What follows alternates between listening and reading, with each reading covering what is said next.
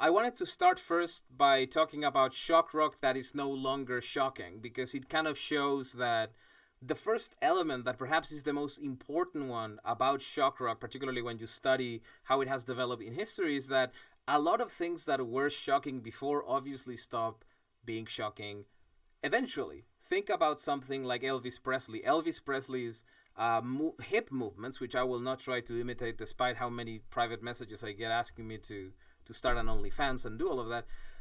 Elvis movements were considered to be extremely obscene and extremely shocking for society, who thought that that was going to lead women to pursue men outside of wedlock, etc. Things like rock and roll, the Beatles, all of those things were shocking, but eventually that shock went away. In the case of Marilyn Manson and Odorous Urungus, which are the people that you see in here in the on the screen, is that first you have on the left Brian Warner. It was, I think, in 94, so it was during the tour of probably Portrait of an American Family or maybe Smells Like Children. And during one of his shows, Marilyn brings out this big black dildo and either like puts it between his pants and either pretends that somebody goes down on it or somebody does put the dildo in their mouth. It is something that certainly is crude. Certainly, if you're sexually conservative, you're going to find to be unpleasant. But it wouldn't appear on the front page of any newspaper nowadays, particularly if you live in Western Europe, although I would argue that in the United States something similar would happen. Oh, thank you for the for the 5 quid, Sabi. In the case of the right, you see Yodoros Urangus, because that Dave Brockie, who's the late singer of War and who regrettably passed away of a heroin overdose. Now, overdoses are going to be a common topic, or kind of a common thread uniting all of these shock rockers. Dave was performing in Canada, and he grabs this fake penis that he has there, which was known as the cuttlefish of Cthulhu, and he starts to masturbate it, and he starts to ejaculate, which is this red liquid that that just comes out of basically every orifice of the War costumes if you're at one of their shows. I saw War a few years ago, and I was really completely covered from head to toe in red, and that shit was not soluble in water, so I had to like scrape it and scratch it in order to get it off. I had to throw away a lot of clothing. So yeah, that was the cuttlefish. That's what the cuttlefish of Cthulhu was doing during that show, and Dave was arrested in Canada. They confiscated the cuttlefish, as a matter of fact, and eventually he did. He was not deported from Canada, but it did kind of change the manner in which they could perform in Canada. So when Dave would perform with War in north of the border, what they would do would be that they would have like a different type of obscene thing to put on their junk, so that it wouldn't be these penis and testes hanging below it. I think that is a very interesting aspect, of course, of censorship in general, because we can see how the threat of imprisonment, the threat of deportation, the threat of being prevented from exercising your profession, in the case of Dave Brockie, the ability to perform musically, that resulted in them altering their costumes. So we should never think of censorship or morality policing of speech as something that is limited exclusively to the actions that are being limited, because it clearly has broader repercussions, because people start to self-censor. They think, well, I am going to avoid this problem, and therefore I will just speak differently. I will create less bloody art. I will put a different type of alien to cover my penis, etc. Now, when we talk about shock rockers who have not become less shocking with age, I decided to select a couple. GG Allin on the one hand, and the other one would be the Mentors, the band headed by the late El Duce. The reason why I decided to select these two is because if you watch a GG Allin show today, it is still weird. It is still shocking to see the things that this man did to himself and the things that he did to his audience. So this is completely separate from whether you liked GG or you disliked GG and his work, but instead a demonstration of the fact that the things that he did were so repulsive that they continue to be shocking today. In the case of the Mentors is something kind of similar, because although they did not have a stage show that was just as shocking as GG Allin, because honestly probably nobody can. In the case of the Mentors, they did use the kind of language and imagery that is quite reminiscent of a band like Anal Cunt, for example, with Seth Putnam. And they created material that was so incredibly offensive that it even ended up in being debated before the U.S. Congress. So, let's talk a little bit about GG. Let me check first the chat to make sure that I am not ignoring anybody too much. No, we're cool there. And let me check very quickly how the stream is doing. Hey, I have apparently more than one person watching, so that's dude, I always told my mom that I would achieve something in my life, so this is good. Great. So let's discuss GG Allin. So the first thing I'm going to do here, I'm going to turn off my microphone real quick, because I will show you a video of GG Allin performing. So, word of warning, since it's a GG Allin performance, there will be blood, there will be poop, and there will be GG's micropenis prominently displayed in the footage. If you have a problem with any of those things, you can just look away, and when the song ends, that you can continue to watch. Okay, so I have given you plenty of warning. I will remove my webcam so that I do not appear on the side of this if somebody wants to make a little screenshot. And yeah, here it is for you, ladies and gentlemen. A summary of GG Allin. You're gonna hear the only true rock and roller left in the world, GG Allin!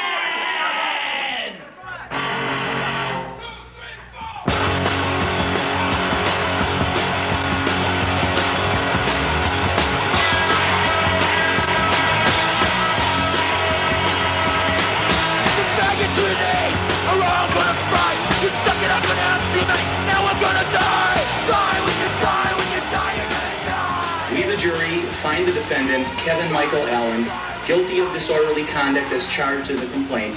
Bunch of narrow-minded, hypocritical puppets of society trying to kill rock and roll, and they can't do it. The JJJ, if the thing is out to die. When the blood be burning, Albie's gonna die. Die when you die, when you die, you're gonna die. Die when you die, when you die, you're gonna die.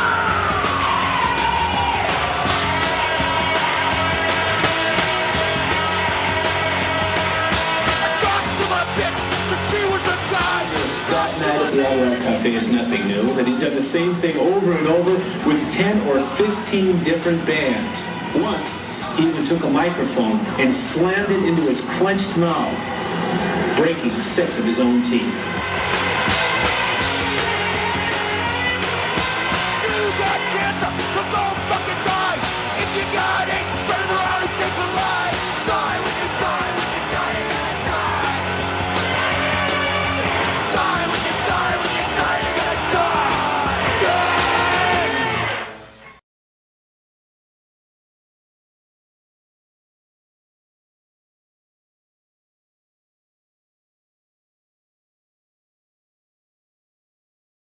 That's the one. Okay, so that's basically a summary of GG Allin, and it's an idea of what GG used to do. I think that one of the things that has happened with GG Allin is that since he has become rather popular now, but kind of in hindsight, people think that his work was way more musical than it actually was, as opposed to just this weird performance art that he did. And perhaps they give him a kind of social presence or ideological depth that he actually, that a deeper one that he really had. I mean, when you read the GG Manifesto, which we're going to check in a little bit, or when you see his interviews, he seems like a person who's suffering from a number of mental disorders, some of which probably are the result of what happened to him in his childhood, which we will discuss very briefly. And also a tremendously antisocial personality. I don't mean that in a psychiatric way, just antisocial personality in the layman's term of the word. because he had a deep-seated hatred for everything and anyone. There is no semblance of any desire to be accepted by anybody, to be approved of by anybody, and the man was just full of hatred. And it's one of the fascinating things about him, which is this tremendous misanthropy. If we do the GG Allin 101, we're going to see that the first thing, and which perhaps starts to explain the development of both GG Allin and Merle, his brother, who, if I think I have a live show later, Merle is the one with the horrendous Hitler mustache that he used to wear for reasons that are truly beyond my ability to comprehend. So the first is that his name was Jesus Christ Allin. And the reason why he was called that, and Jesus is what eventually becomes GG, because that's how his younger brother used to call him. The reason why he had that name was because his father was, and I don't know if he's still alive, but let's assume he's not. His father was probably a paranoid schizophrenic of some kind, and he was extremely abusive to the family. And he once told Gigi's mom that they should register the baby as Jesus Christ Allin, because he had a vision that of Jesus Christ, and which he understood to be a sign in order to how to baptize their kid. The mom suffered tremendously from the difficulties of baptizing, or rather getting the kid registered under that name. And people treated her as if she was the one coming up with the idea, even though clearly she was basically following the orders of her abusive husband. Eventually, after they escaped the house, because they regrettably did have to escape, they sorry, just that I read microphone, but I think it's from the part before. When they eventually managed to escape the house, she changes Gigi's name into Kevin, which is his final name. The reason why they had to escape is because as part of this paranoia that Gigi's father started to have, he once made his wife go down with him to the basement where he had dug graves for the children and for both of them. So it was very clear that he was planning some sort of murder-suicide. And then he kidnapped one of the kids. It was a horrible, horrible, horrible upbringing. And which might, of course, you never know. It's impossible to kind of know exactly what leads a person to be one way or another. But certainly that situation played a tremendous role in the person that GG Allin eventually became, and the person that his brother Merle eventually became. I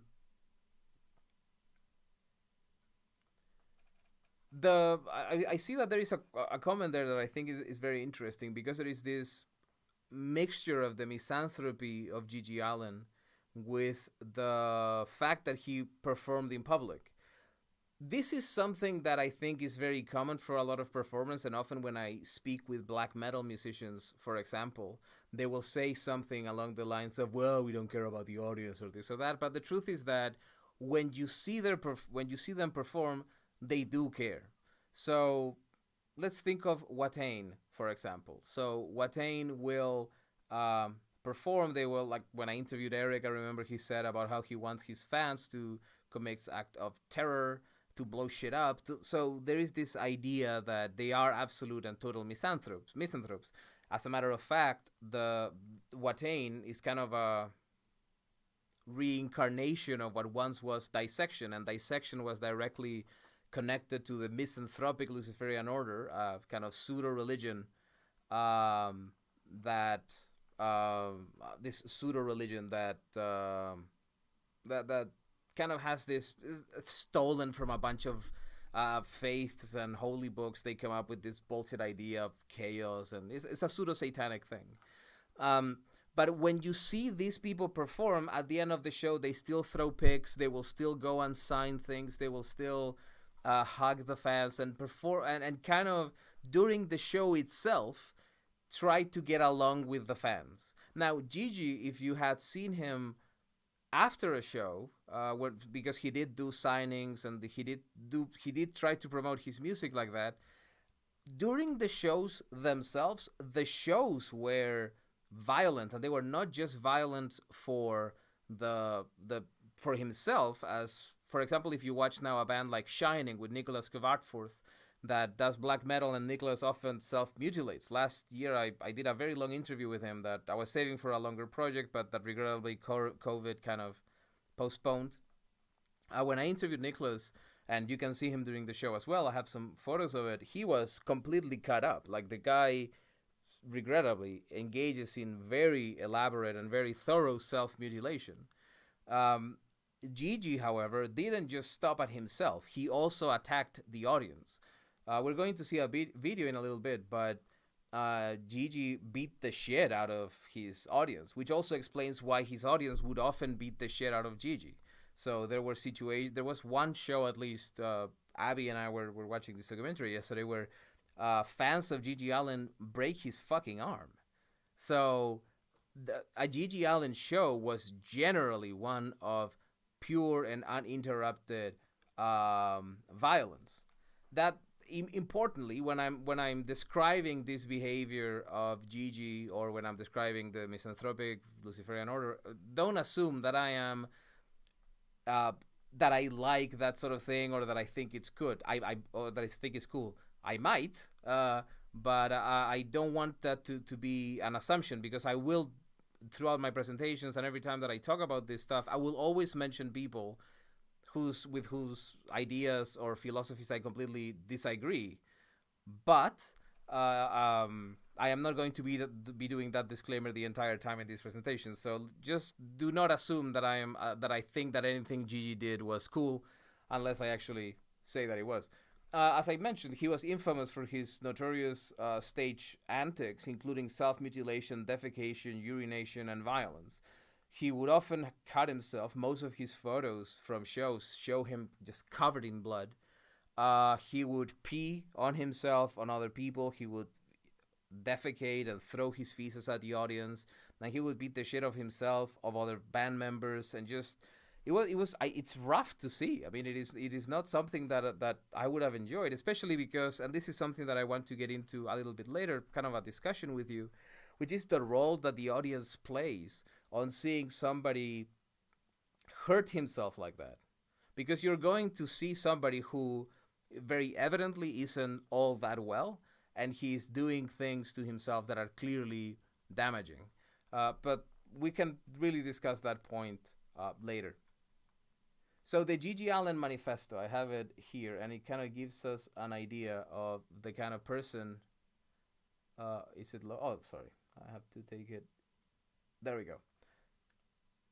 So that's the GG Manifesto, and it's just a bunch of shit, but it talks about, I don't know if this is the one where he talks about his eventual suicide, but it talks about how conveniently his manifesto coincides with buying all of his records, demanding people to buy his records, spray painting his name everywhere. But in general, what he's arguing about, it is something that tends to be a common denominator when you discuss the issue of shock rock, is that music has stopped being shocking. And this was true in the 90s, and it's even more true now. That a lot of what used to be considered rebellious, or that used to be considered shocking and extreme, suddenly stops being either shocking or extreme, and that everything becomes extremely commercialized. Everything, once you get a recipe that works, labels will try to produce more and more and more until there is this kind of saturation of the zeitgeist of our culture. It happens now with all of the satanic bands that are coming up, or faux satanic bands, or all of the faux misanthropic Luciferian order kind of shit that is also coming up. And I think that it is, it's true that rock and roll starts off as being extremely shocking and eventually becomes completely, perhaps emasculated is not the best word to use for it, but let's stick with it for the time being. It is something that also other musicians have mentioned. Watain often says, I remember when I interviewed Eric, he mentions this thing of, when it comes to the issue of, in particular, terrorism, where he says, yeah, I believe that people should indeed go and commit acts of terror in the name of Watain. And I ask him, like, are you sure that's what you mean? Like, yes, I do, because rock and roll is supposed to be scary. Rock and roll is supposed to be all about hate and destruction and whatever.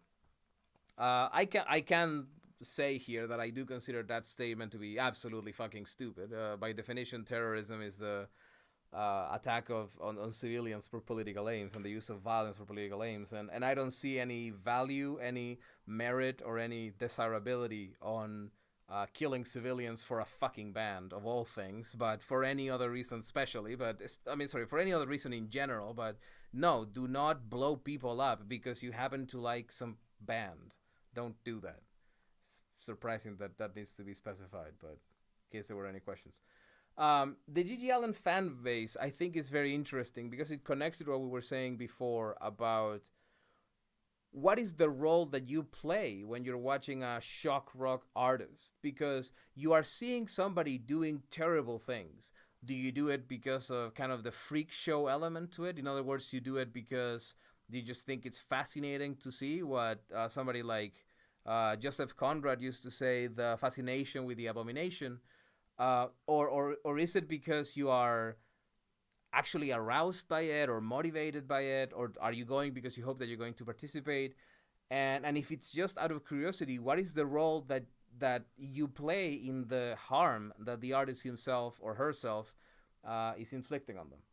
Let me turn off my microphone and we can play this little bit of this fan. I think his name is like Puck or Tuck, who's predominantly or featured a lot in this documentary called Hated, GG Allin and the Murder Junkies, and which is, by the way, made by Todd Phillips, who would eventually go on to direct Joker with Joaquin Phoenix. It's a really fascinating documentary. If you live in the United States, it's available for free on Tubi TV, which is like a YouTube for complete films. As far as I understand, it's completely legal because they have a licensing deal. They don't work outside of Europe, however. Outside of the United States. They are also on Canada, so you can watch it there. Otherwise, I think it's also on Amazon Premium or Prime or whatever, so you can find it there. Let's check a little bit about this gentleman and why he feels attracted to GG Allin's music and artwork. Myself, I don't look at GG as a leader. I do believe GG hates everybody. And I think a lot of people pick up on that because a lot of people, especially like me, filled with a lot of shit, that maybe even if I don't ever get it out myself, he's getting it out for me. I can do it vicariously through him. Like my band, I'd never go on stage and take a dump and throw it at people. But GG's doing it. I think because GG's doing it, and the reason a lot of people follow him is he's doing something that a lot of people wish they had the fucking balls to do. And there you go. Now, to be clear, I do not have, in any way, shape, or form, any sort of desire to ever get away with pooping on anybody, so I don't think I would go watch GG or anybody else for that objective. But I did think that it was very interesting to see that somebody would say, well, I do get this benefit out of seeing GG Allin, and that benefit is that I am able to use him as a vehicle for catharsis, right? I am seeing this person do all of these extreme things, and you know what? Fuck it. I'm angry too. I hate my parents. I hate society. I hate the fact that my chances of kind of social mobility are shit, and I want to see somebody just not give a shit about anything. And in fact, I do feel that to an extent when I watch GG Allin. Definitely not of the poop part, because I have never had that kind of scatological fascination with my own feces. But it is almost admirable, almost enviable, to see a person who really seems completely devoid of attachments to anything. So the guy has this bit an interview section in Hated, where he is talking about how everything he owns is in this paper bag because he's the kind of person that often has to leave town fast, and so he doesn't have any attachments anywhere, and it is a kind of freedom that seems enviable. Of course, if you start to think about it a little bit more, at least if you are like me, it very quickly starts to be so appealing. You know, you enjoy your comfort, you enjoy having things, knowing people with whom you can trust and who can trust in you, a place where you can normally call home, etc. All of those things if you're me, have an important value. If you're other people, maybe they have less.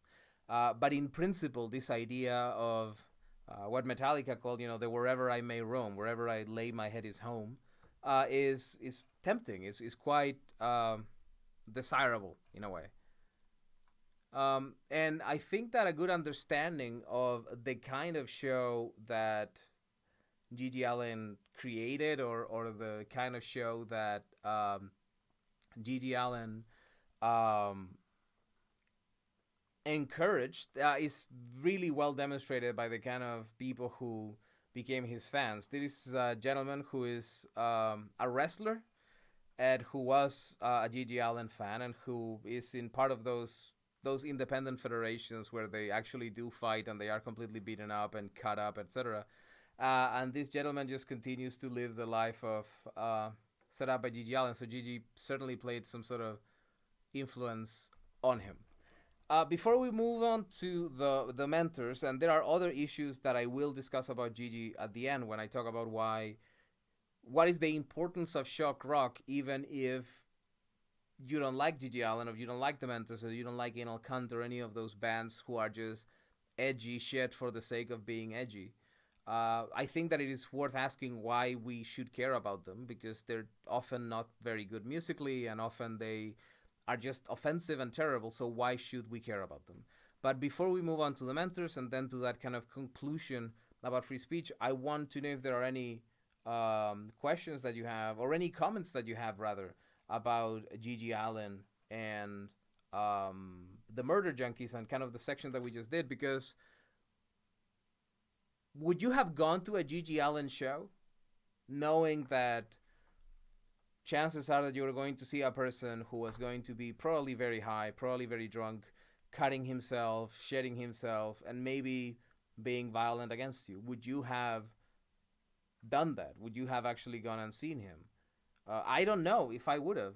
Not because I'm afraid of the violent part. I am concerned about having shit or blood on me, though. But I don't know how I feel about seeing somebody like completely screw themselves up,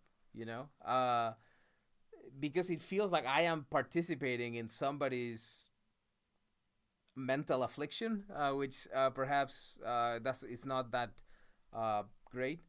I think I would have ended up going, mostly because I think that my curiosity would have kind of overcome my scruples.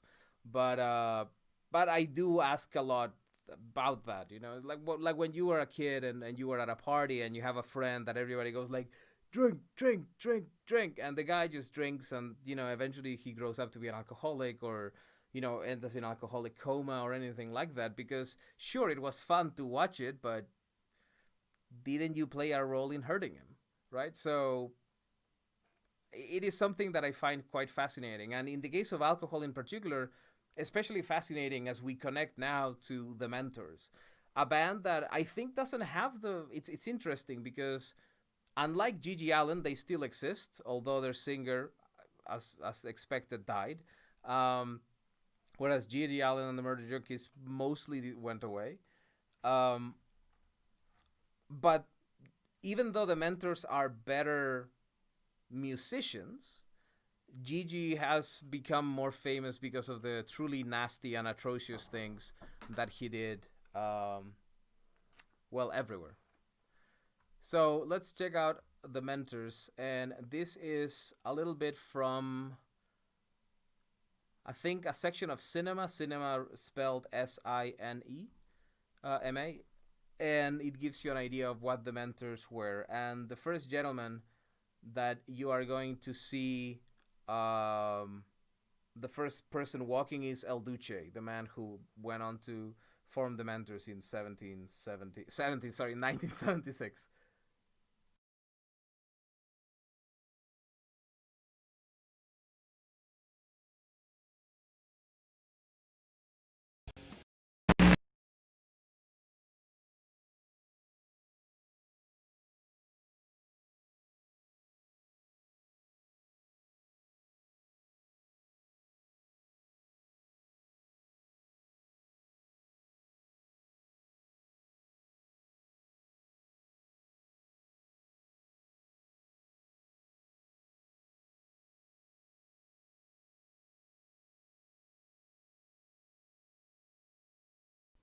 I thankfully I didn't stop the microphone for that long.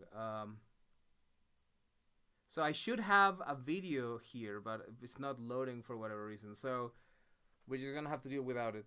So The Mentors, 1976, not 1776. I got my centuries wrong. I was started in the U.S. by Elton El Duce Hoke, Eric Siki Wife Peter Carlson, and Steve Dr. Heathen Scambroy. While Gigi was infamous for his performance involving a lot of blood and feces and urine and violence, the Mentors became infamous for being just extremely obscene in their lyrical content. They were very punk in their music, so there's like this combination of punk and early classic heavy metal in their music. Musically, they have skill, it is fun, but lyrically it's just horrible. It is unlike Anal Cunt, which was a lot of pig squealing and growling, so that the lyrics were not understandable. The Mentors were understandable, and you could hear all of these songs about what they went on to call rape rock, and all of these songs about having sex with women and treating women horribly or beating women up. I mean, it's truly, truly disgusting. I do not like it. I do not find it particularly funny. The songs that are about violence against women, at least, or sexual assault and stuff like that. But it was obviously a joke. I don't find it a funny joke, but it's a joke nonetheless. However, they were so infamous because of being that shocking that they would have picketing wherever they played, and they would appear on the news. They were even mentioned in Congress during the PMRC hearings. So they were trolls that received the kind of treatment that trolls precisely want to have, which is a lot of attention and a lot of people telling them, oh my God, I can't believe that you said that, you're such a bad person. So in that sense, definitely they did what they wanted to achieve, although I think that there are also other elements within it and we can discuss. So a little bit about the Mentors now. The Mentors kind of made an art out of, objectifying women. That was sort of the humor of where they were coming from. I think shock rock kind of had two different avenues. There was the kind of shock with the production value. So that was everything from the plasmatic, Guar, with all their effects. And that was kind of one side of shock. And the other side of shock was just using profanity and saying unpopular things, So that was more like GG Allin, Mentors, Dwarves kind of thing. I mean, I think it came about for the same reason punk came about in the 70s, which was that people just kind of got bored with the status quo, Anything that was too predictable breeds this kind of, well, let's do something even nastier. Let's go out on a limb even more here. Let's really plumb the dark side. For about 3 years, it was a wide open thing, so there wasn't categories. There wasn't even really metal. Like, even Black Sabbath was a hard rock band back then. Judas Priest was hard rock. GG Allin, though, he was on the East Coast doing other stuff, legitimate punk type stuff. GG Allin's definitely more shock rock, where El Duce had a real great mind, genius mind for lyrics that were, self-effacing and making fun of himself rather than just trying to piss people off. He would offend people, but in a way that you kind of love the guy, because it's like, oh, that's funny. Where GG Allin wasn't all that funny. GG Allin was a perpetrator, which is a whole different thing. It was just a rock and roll band with kind of funny lyrics. I think they're going for more comedy than shock rock, actually. I want to build a shit tower. Give me a break. And how many people here have wanted to build a shit tower? That they brought it back to that stage in life when you still are playing with your own shit. He knew what he was doing, in the fact that he knew if he did what he did, people were going to get pissed. In music nowadays, the risk isn't there, because things are so diversified. The shock value had died down, and that's one thing that the Mentors brought back.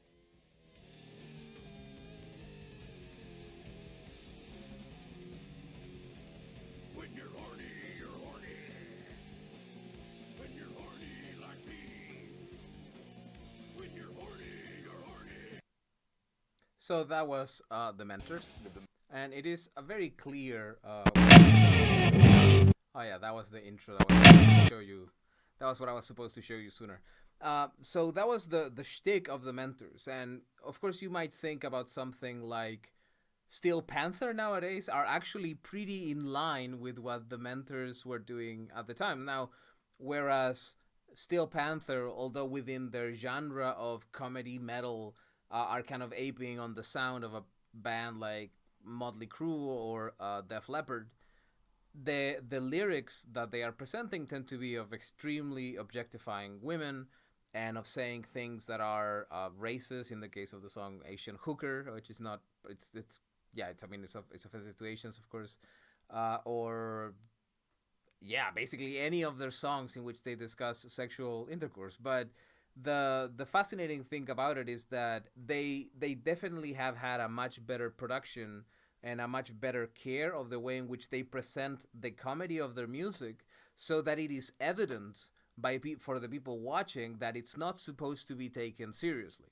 Whereas the Mentors were not very good, in fact, I would say they were terrible, at making it clear that you shouldn't be taking them seriously, and even if you wanted to take them seriously, why would you take them seriously to begin with? That it is not a really socially relevant thing to be paying attention to.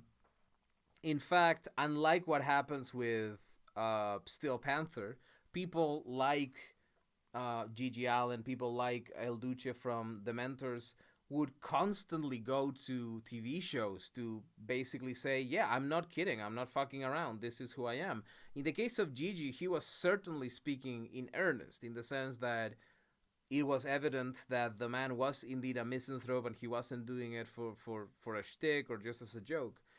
In the case of El Duce, it was more of a character that he developed, this, showing up with this executioner hood and going to do those things. When you watch footage of El Duce, there is this very good documentary that came out either this year or the year before called El Duce Tapes. The footage from that we just see is from another Mentors documentary called Kings of Sleaze. And in both of them, you can see that El Duce, was just a horrible, horrible, horrible alcoholic. The man was, it was pathetic to witness. I mean, objectively, you see a person who is completely unable to stand, that is at all times completely fucking drunk, and just barely functional. It is really pathetic to see. So you think that this was just a dude who always took it at, this is just an opportunity to have fun, or this is an opportunity to, go and play music. Elton was indeed a good drummer.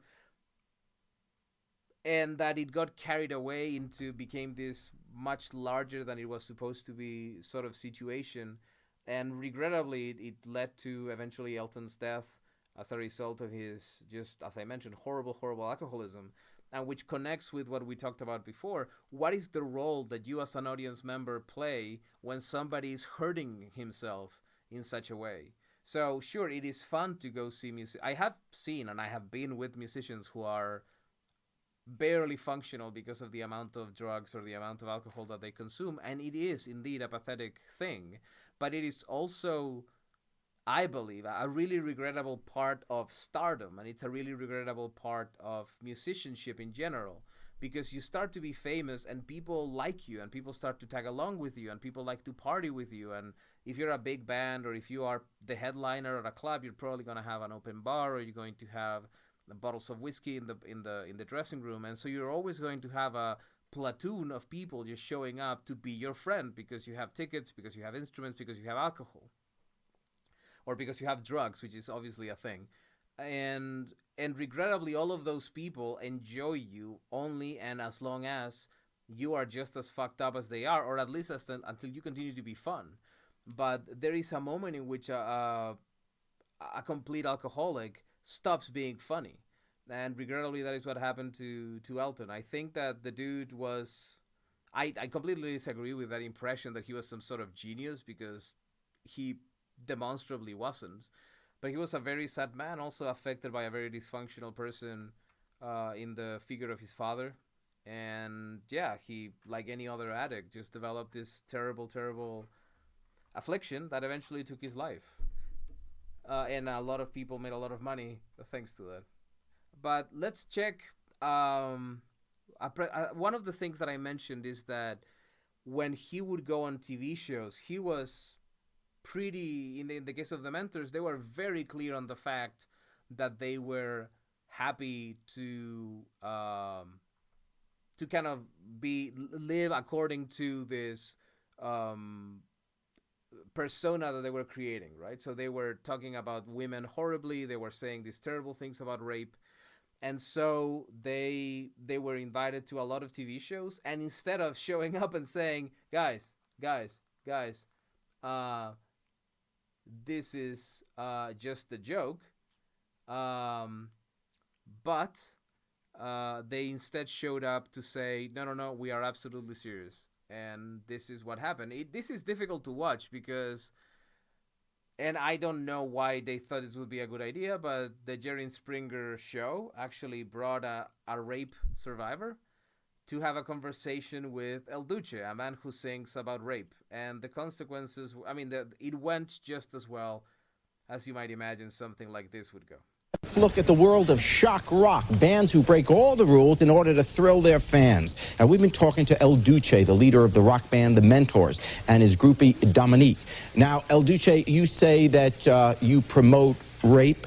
Well, my next guest is a mother. She is outraged at what you do. Let's bring her out now. Here is...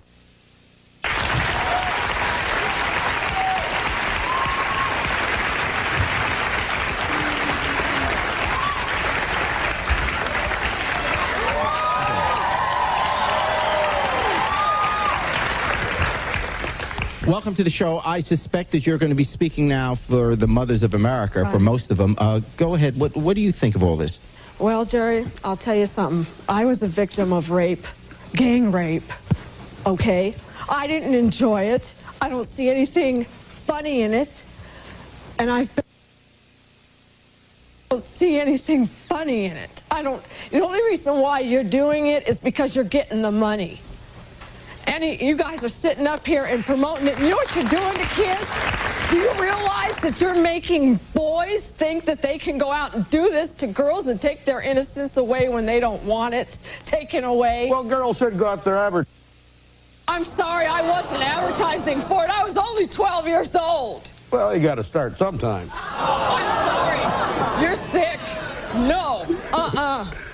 That's what's wrong with the youth today, is because they don't have a chance to be children, well, because you're showing them stuff like this. See, that's the beauty of it. See, it's the beauty of it. See, I'm their mentor. They have something to look up to now. No. And you're nobody to look up to. I'll tell you right now where you're going. You're going down there. The only way you get it. That's where you're going. It's everything you promote. I've been down there. I don't like the way your mother runs the place. No, I'm sorry, sir. I'm sorry. I'm sorry, I've been there, and I don't like the way your mother runs the place. No. You cannot just base a country on censor everything that people might get a bad idea from and wait a second, okay. And then say that youth of America has to make a choice. I am part of the youth of America, and I've been able to make choices. Yeah, you've made the wrong ones, and you're trying to put your perversion onto other kids. The wrong ones for you. Hey, they don't have to come to our show if they don't want to. Kids choose to come to our show. The wrong ones for you. Because they want to fit in. They want something to belong to. It's mean parents like you. Any kid, even when I was a teenager. Wait a second. Hold on. They say they're 18 and 19 years old, you know. Hey, what the hell are you doing having sex with people? Makeup on and you're flashing your eyes and... I'm being realistic. You know, they jump on my lap and... Legally, no. Someone that age cannot consent to that. But all over America, if you are the youth of America, yeah, we're growing up quicker and quicker. And you can't just hide from it. And you can't just say, oh, well, they're not old enough to consent to sex, so obviously they're not even going to consider it. It's out there, and it's happening. And a lot of them do consent to it, whether or not. You don't have to celebrate it. Hey, here's your boyfriend. How to do it the wrong way. I showed them how to stay in control. I showed women how to be dominant and be strong. No. I showed women how to defend themselves and to exercise their own power. Getting raped is not defending yourself. And I haven't been.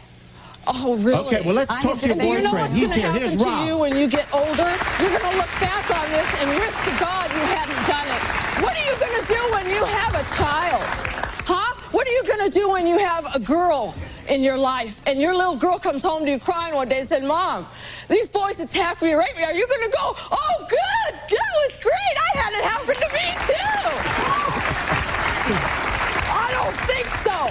And then you'll know what people like me are going through and what you put these girls now through and what you're making these boys believe is okay. I don't make anyone go to a mentor show. No. I don't They make come anyone do because that. they want to fit in because that's what everyone else is saying. Everybody If believes they what I'm saying want is to right. fit Fit in. into it's their own choice. He calls it rape rock. If they want to fit into it, if Because they're paying they to go to don't. a show called that, Because that's their they have choice. some Not my kids choice, have their emotional choice. problems to begin with. Well, that's and why they should go smoke out more pot and for drink more that. alcohol. Maybe they should come to my you're shows where helping women are in control then. Okay, let's talk Fine, to they can Rob all for a come to my second. shows. Here's your boyfriend. You think this is good?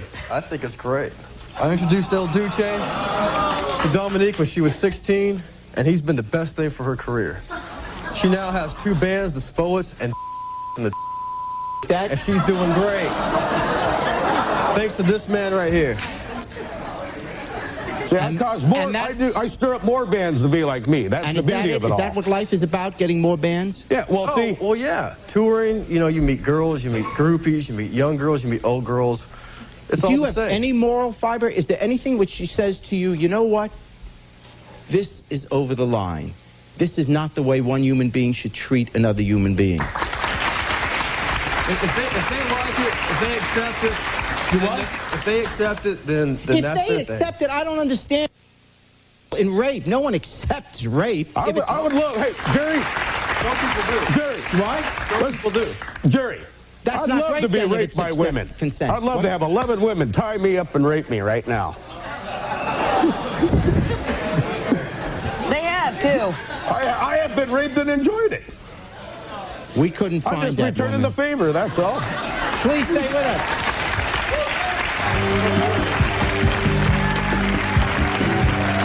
Well, welcome back. Thank you. You know, generations of parents have long complained about what kind of music their kids listen to, but today we're meeting bands that go beyond playing shocking music to filling their stage shows with gore, sex, and violence. Now, I guess, Mom, if it were only you and, oh my gosh, El Duce in the room together, what do you want to just say to him? Basically, like I said, I have 2 sons, a 16-year-old who's sitting in the audience now and a 10-year-old. And because of what I've been through, I don't want that to happen to anybody else. And I try to teach my sons how to be respectful and that sodomizing people. Do you realize that Sodom and Gomorrah in the Bible was destroyed by God because that was wrong? Do you realize that? Hey. I like music, but I do not like things that promote violence against let me people. ask you something. When were you raped? I was raped in 70. You look kind of familiar, I'm just saying. No, I'm sorry. I'm sorry. Sorry. That's just, that's just plain disrespectful. I mean, that's not... Well, he that's doesn't not even know any better. That's not a point of view. That's, why would you do that? She's obviously been, brutalized by a crime. I'm sure your mother would love to know what you're doing. That's I what bet she's she telling doesn't you. approve. No, she might have enjoyed it. Then she could have been high on drugs. Do you have any children? Well, I got a bastard kid out there somewhere. Oh, that's nice. That's the good way to... were you ever married? Jeez. No. Surprise, surprise. Look.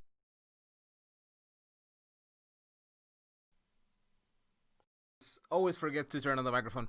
So, I think that what was important about this video is that when we talk about censorship and when we talk about shock rockers, it's very easy to just focus on the ethereal artistic value of what they do without actually having to confront the things that they do. And the fact of the matter is that when you watch that interview, that stupid show that should not have taken place, to be honest, like, I don't know what the fuck they were thinking, but it's Jerry Springer, so that makes sense, I guess.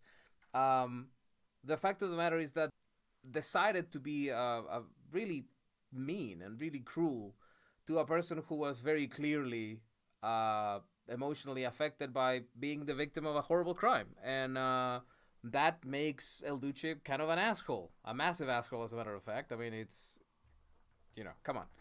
Having said that, the problem is that here, because we see that somebody like El Duce was an asshole and that the lyrics that they were promoting or creating were terrible, then it becomes much easier for all of us to say, well, what is the value of having somebody like that out there? what is the value of having somebody go out and sing a song about raping women or about sodomizing somebody forcefully? So even if you forget the ridiculous religious propaganda that this lady was spouting, the fact remains that you still need to ask yourself, well, why do we think that a musician shitting on stage or somebody singing about raping women is important for society in a way that society benefits from them instead of from censoring them, right? So you understand what I am saying. I am saying that we need to look at the fact that a lot of shock rock is indeed bad, that a lot of the things they promote are terrible,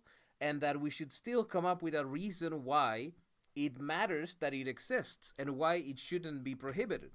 And I think that the best reason why we have to be very careful about the way in which artwork and art are censored is because of how that initial desire to censor and to protect children or to protect the family or to protect religious sensitivities, all of those things tend to expand beyond their original constraints, and they tend to also have repercussions that go well beyond what anybody assumed at the beginning.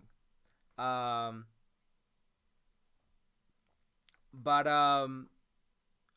for your question, Mihail, in regards to that show, that is the Jerry Springer show. So it was made out of just bringing people to say horrible shit to each other. It was trash television. But you should also notice something about that conversation, which is that this woman, for example, says, well, children are coming to see you because they want to fit in. And it is because they show these very marginal musicians on TV, and that gives people the idea through a phenomenon known as the mere exposure effect that, well, no, sorry, not the mere exposure effect, the recollection fallacy, which is that, well, I saw them on TV, so I guess they must be really big. But in reality, the Mentors were never a big band. They had a couple of albums under Metal Blade until El Duce literally urinated all over the Brian Sagal's desk and kind of was a bit belligerent as a drunk belligerent person during a meeting, so that kind of ended their relationship. And they never achieved any kind of commercial success. It's not like they were playing arenas. They were playing tiny bars and small venues. But there is always that argument that you bring terrible people on television, or you bring terrible people on radio, or you write terrible articles about terrible people on the internet, and then you use those people as a kind of Trojan horse to be able to succeed in your desire to achieve a state of censorship. I remember a couple of years ago, the AV Club, which is the music and kind of entertainment magazine created by the people behind The Onion. I say created by them because it's not part of The Onion, it's not a parody website. And they had an article about Nazism in metal, how it is a gigantic problem and that we really need to do something about all of these Nazis in metal. But when you would then look at the bands that they mentioned, they really had to go digging deep to find stuff like Sturmfuhrer or some other obscure representative, so like the most marginal thing that you can imagine. So kind of true, they find a couple of races, or they find a kind of proper card-carrying Nazis who happen to play metal, and then they show that as a representation of the problem that exists in heavy metal. In the case of the Mentors, you bring them to television, you bring them on Jerry Springer to show, look, this is popular, they have a music video, so obviously we need to do something about it. So let's think about why it matters. I can show you a video, but perhaps it's not as important, or this one. We can do this one instead. So what happened with musicians like GG Allin and with also musicians like the Mentors, but also Scorpions, Wasp, also Twisted Sister, Frank Zappa, and others, is that Congress started to pay attention to them, and they started to pay attention precisely because people like Jerry Springer would bring all of these marginal bands on television, and people would get the idea that that's what all the children are listening to. And so Congress starts to conduct these hearings. They are known as the PMRC hearings, the Parents Resource Music Center.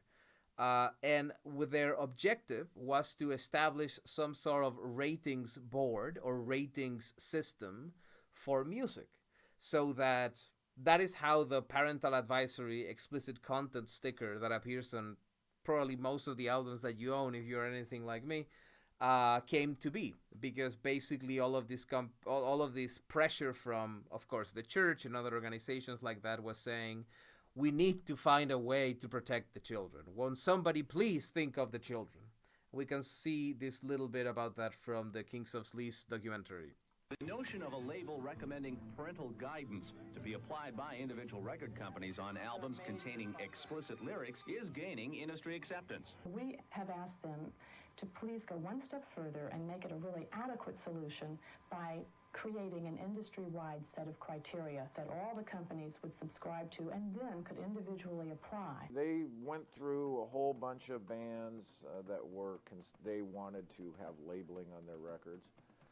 That is Dr. I forgot his name now, but he's the guy speaking now. He's one of the founders of the Mentor and the bassist. Back when we started, oh my God! Back when, sorry. The notion of a go one step wide. Yeah, so this gentleman, he is the bassist of the original bassist of the Mentors. They went through a whole bunch of bands that they wanted to have labeling on their records, so they would recite the lyrics. Okay, this band said this band said that, isn't that bad, isn't that bad? And then at the very end of this presentation, they said, and the worst one was the Mentors, and they read some of the Mentors lyrics. Let's move on to sexuality, a theme which has been part of rock music since its beginning. Today's rock artists are describing sexual activity and practice in terms more graphic than ever before. Here's the best part of the Reverend's testimony. This was the most sensational part of the hearing, as far as I was concerned. This is the part where the Reverend recites the lyrics to Golden Shower by Mentor. Listen, you little slut, do as you are told. Come with Daddy for me to pour the gold. Golden showers, all through my excrements you shall roam. Bend up and smell my anal vapor. Your face is my toilet paper. On your face I leave a shit tower. Golden showers. Mr. Chairman, that concludes my remarks, and I thank you. I'm sorry your time has expired.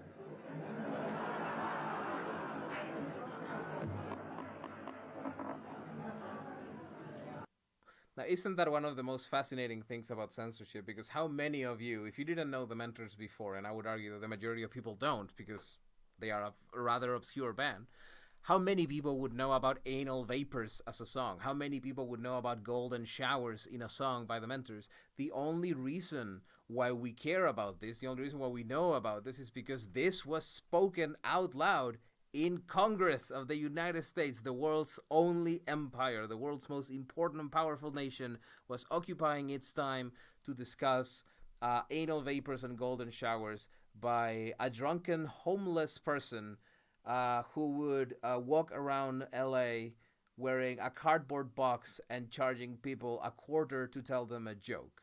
So that is the kind of power that censorship has. You elevate something completely irrelevant and completely non-representative. You try to say that that is the real problem that needs to be addressed, and you use that as a justification for excessive state power or sometimes private power to stifle dissent and to stifle the things that other people find offensive. We can see that also when it comes to attacks on terrorism, right? So, for example, some terror attack happens somewhere, the government says, well, immediately we need new rules that give the government more power, and suddenly you live in a surveillance society, as it happened in several parts of the United States, as it happened in England, as it happens in Germany, as it happened in many other countries where terrorism has been used as an excuse to expand the power of the state to supervise and surveil its citizens. The same thing happens when you just find something terrible in terms of speech, and the state, or through private companies, in the case of Facebook or Instagram, you convince people that we have to protect society, we have to protect the children, we have to protect democracy, we have to protect this or that, and we're just going to silence and remove all of these things from the media. The problem is that what ends up being taken out is not just the Mentors. It's not just the most terrible things, because instead you see that what started originally as a very tiny and small thing that we were supposed to eliminate because it was going to fix society and no child was ever going to have premarital sex, it actually expands and starts to grab other things. There is, let me see. Back when we started, it wasn't unusual actually for people to get arrested for saying dirty lyrics in public. You were kind of skating on thin ice to do it because there was the threat of getting arrested. We played our role, I think, in corrupting society. 1, 2, 3, 4.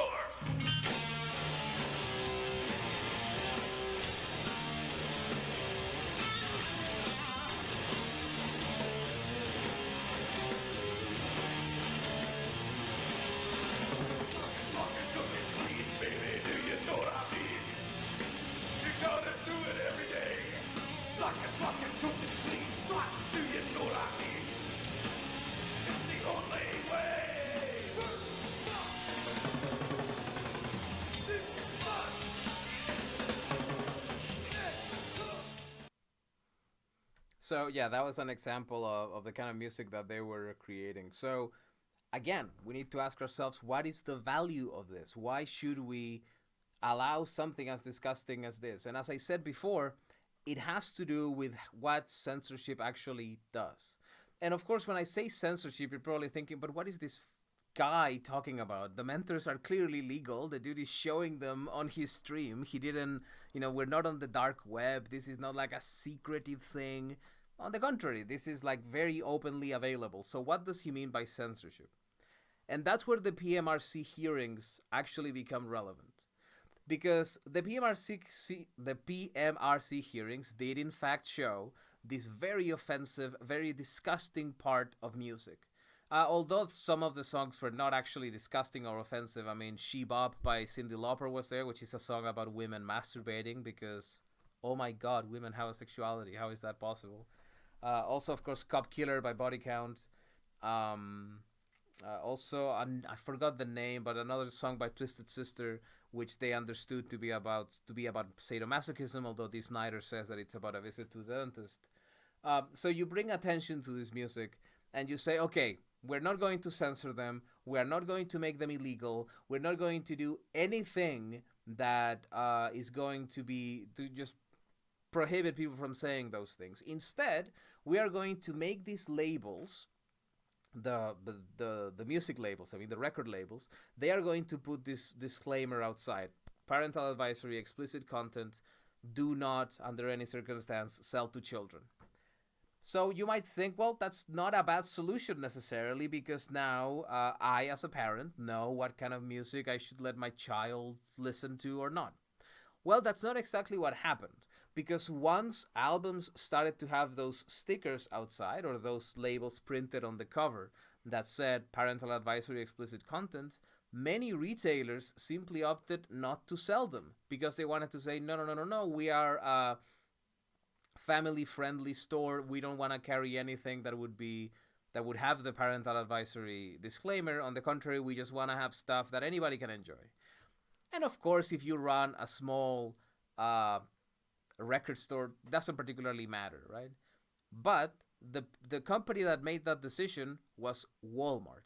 So Walmart was not carrying this type of music for a long time. I'm not completely sure if they do now, but I've seen enough Walmart-only special editions to make me assume that they do.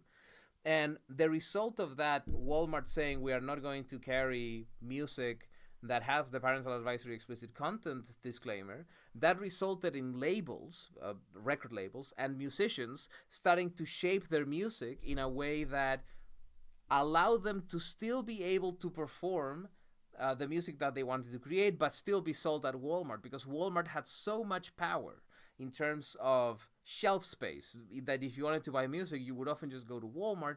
And if now Walmart was saying we're not going to carry offensive music, then that entire market has been eliminated.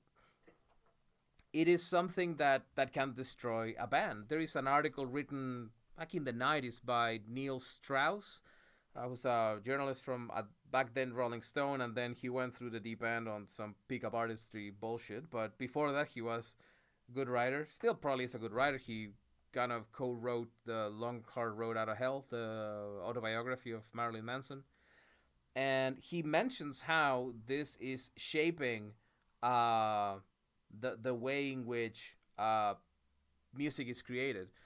Now, Lorenzo there is saying that indeed the parental advisory explicit content sticker for many people was like, yeah, I'm cool. In fact, I've seen many people wear that on a t-shirt. So nowadays it doesn't have the power that it had before. But during some time before you had this liberalization of music, where you could just access it much easier through online retailers, etc., the result was simply that offensive music was much harder to obtain. And we are now seeing something very similar, because Spotify has been pressured a lot to not carry certain artists or certain podcasts. And again, we are not talking about the white pride happy hour or something that is just obscenely crazy, but like Joe Rogan having a conversation with some sort of scientist on sexual issues who have views about biological sex and transsexualism that are not the most woke ones to have. I think that she believes that there are inherent biological differences between men and women, and that not everybody should transition, that there are people who are mentally ill. I could be mistaken on her views. I'm pretty sure that I'm stating them correctly, but I could be mistaken, so don't quote me on that. So regardless of your opinions on the issue of transsexualism, I do not have enough education to possibly give any sort of educated opinion on that. So regardless of what you think about that, the fact remains that this push to eliminate offensive content starts to now infect the new forms of retailers. Amazon is often asked to stop carrying Burzum or something like that. eBay doesn't carry Burzum anymore. Discogs, this very big website where you can find music, because of articles like that of the Nazi threat to metal, are not carrying bands that are not necessarily Nazis, but that have been accused of racism. Some of them are, of course, just pretty straight up Nazis, like Sturmfuhrer, of course. I do not think that they should be banned from the platform, because I don't see that as useful, especially a second-hand platform, but it is what it is. The same with Peste Noire, a band of pseudo-Nazis from France who are now living in Ukraine with a questionable militia there, the Azov division, if I'm not mistaken. So that's how you see what is the power of offensiveness, and that it still has to this day. What is or isn't offensive certainly has changed. In the case of GG Allin and the Mentors, I think that they're perennially offensive. But the power and the influence that they have and they continue to have is basically the impact that silencing them can have. It is not that the Mentors or that GG Allin brings necessarily an inherent value to artistry as a whole. And that, of course, depends on your own definition of art. There was a case, for example, where GG Allin was prosecuted for his shit-flinging shtick at a gig, and he was charged and convicted for disorderly conduct and obscenity. The argument that this should have been protected as artistic freedom and the freedom of speech, and therefore the First Amendment in the United States, was not accepted as an argument. Or, what is the benefit of something like the Mentors singing? And it is because if we keep them quiet, things could get much, much worse. I think that it is a bad precedent has been set, for example, when we really expect companies to silence and cancel artists because of how offensive they are or because of the horrible things that they have said in the past, without this ability to separate art or even offensive comedy from the artist who made them. And again, it goes back to what we discussed at the beginning when we were talking about this New York Times conversation on the issue of Cameo and the people who should or should not be accepted there, because it once again poses the very challenging question of, well, what do we do when somebody is offensive? Do we want them to just, like somebody like El Duce, let's say somebody who is as shitty, who said those horrible things as El Duce, who I honestly do believe are offensive. When I see him say those things to a rape victim, I want to punch him in the face. It's a really, really mean thing to say to somebody. But let's say then that what we believe that should happen is that no Mentors music should be on the internet. El Duce should not be, even though what he said is not against the law, El Duce should not be given a job anywhere. He should not be able to have a Facebook. He should not be able to have anything. Well, what do we want these people to do? What do we want their lives to look like, once we have decided that we are done with the insulting and disgusting material that they put out? I think that is an interesting question. So to kind of wrap up this more free-form final section so that we can start maybe chatting a little bit more if any of you have more things to say. GG Allin continues to be, first of all, if you want to know more about GG Allin, there is, of course, I Was a Murder Junkie, the book, and there is the Hated, GG Allin and the Murder Junkies documentary, and there is also The Allins, All in the Family. Both of these documentaries are on Tubi TV, tubi.tv. They are available for free with ads, and you can watch them. And in the case of The Allins, it is kind of the aftermath of the life of GG Allin's family after GG finally dies. And in the case of Mentors, last year's El Duce tapes and a few years ago, Mentors Kings of Lees are actually very good. They show a lot of the controversy around them, and I highly recommend them. So that's the first part as far as sources go. Second, if you want to know, to kind of have a takeaway from this conversation, freedom of speech is important even for the extremely offensive, because once restrictions of speech start to take place, they always go beyond the very restricted thing that we wanted to silence. When we have laws that are supposed to keep Nazis quiet, they are used to keep leftists quiet. When we have rules that seek to prevent nudity and obscenity on Facebook, they end up targeting women breastfeeding, or this famous picture of a child covered in napalm, burnt to a crisp as a result of the American invasion of Vietnam. That was one of the photos that was routinely censored on Facebook, even though it is one of the most important, powerful historical images in modern times. This little child running away from a napalm explosion. Facebook thought, well, it is offensive to have the footage of this, the picture of this girl because she is naked. So sometimes what we define as obscene is only by having a very perhaps Judeo-Christian understanding of obscenity. Oh my God, there is a nipple there is a penis there is a genitals there, as if we didn't have them all already, or treating shit as if it was so offensive, as if not the majority of us poops at least once a day. The majority of us urinates several times a day. So it is really fantastic to treat it as inherently offensive. And finally, and this is something that you really have to keep in mind if you are actually interested in this idea of freedom of speech, defending somebody's right to say something is never and should never be confused with defending what they're saying.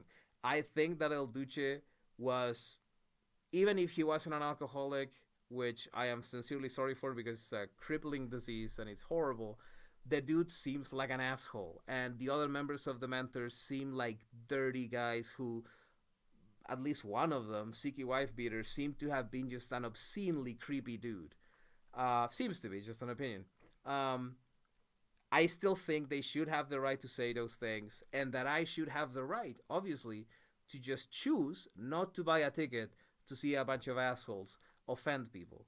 The worst things that you can do about offensive content is to draw attention to it. Just let it die in the infamy that it deserves. If something is offensive and disgusting, people will notice.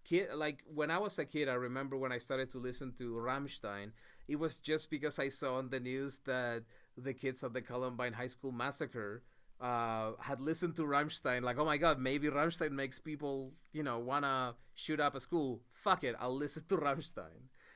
They also mentioned KMFDM, this very good industrial group, because the two kids who did that atrocious massacre, they listened to Son of a Gun is one of the songs, and the other one is Stray Bullet, which are in themselves very violent industrial songs. And just because they were portrayed as this horrible thing that might make you shoot up someone, I thought, fuck it, I'm going to listen to them. Nobody's going to tell me what I should or should not listen. So that should be an important lesson about censorship, which is that kids will always find a way to watch whatever it is that you find offensive. So the best thing that you can do as a parent is probably to just talk to them so that they understand that just because somebody's singing about rape, it doesn't mean that that's a good idea. Or perhaps teach your child and raise your child in a way that he won't think that rape is funny to begin with. I don't find it funny. So I don't know. I'm sure that other people would have been able to achieve that as well. I don't know if anybody has anything else that they want to discuss about this issue. Sick, if you want, I can send you the links direct to them, but you can only watch them on that website if you're in the US, in Canada, or if you're using a VPN. In my case, I use a VPN.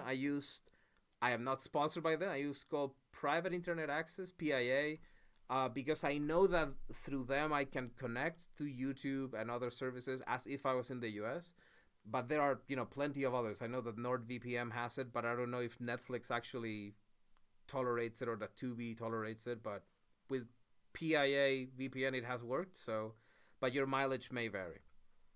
I can send you the direct links though if you need to. So yeah, I really appreciate sincerely and tremendously that some of you showed up. I really, as you probably noticed, I'm extremely passionate about the topic because I do believe that one of the biggest threats of our generation, or perhaps the next generation, because I'm getting too old to talk about my generation, is going to be the threat of censorship, the threat in which we are allowing companies or governments to determine what kind of content we can consume. And again, it is not because everything that is censored is good. Alex Jones is censored from YouTube, and the man is a grifter and a bullshit peddler.